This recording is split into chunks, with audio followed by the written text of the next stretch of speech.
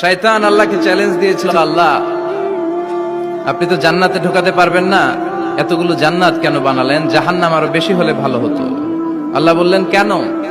শয়তান বলে, আল্লাহ এই সবগুলারে আমি ওয়াসওয়াসা দিয়ে মুনাফিক বানিয়ে নাস্তিক বানিয়ে জাহান্নামে ঢুকাবো।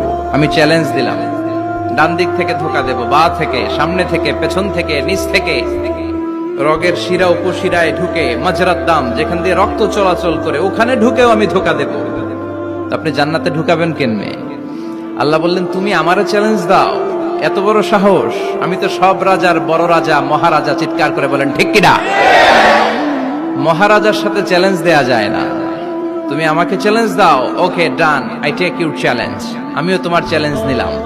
তুমি আজীবন ধোকা দিবা, আজীবন তুমি গুমরাহ করবা, বেনামাজি বানাবা, জালিম বানাবা। কিন্তু আমার বান্দা কোন তাফসীরুল কোরআনের মাহফিলে এসে, কোন এক ওয়াক্তের নামাজে মসজিদে ঢুকে, অথবা মাঝরাতে ঘুম ভেঙে গেলে তাহাজ্জুদের জায়নামাজে চোখের পানি ছেড়ে যখন ক্ষমা চাইবে, আমি সব গুনাহ মাফ করে দেব, তুই কি করবি?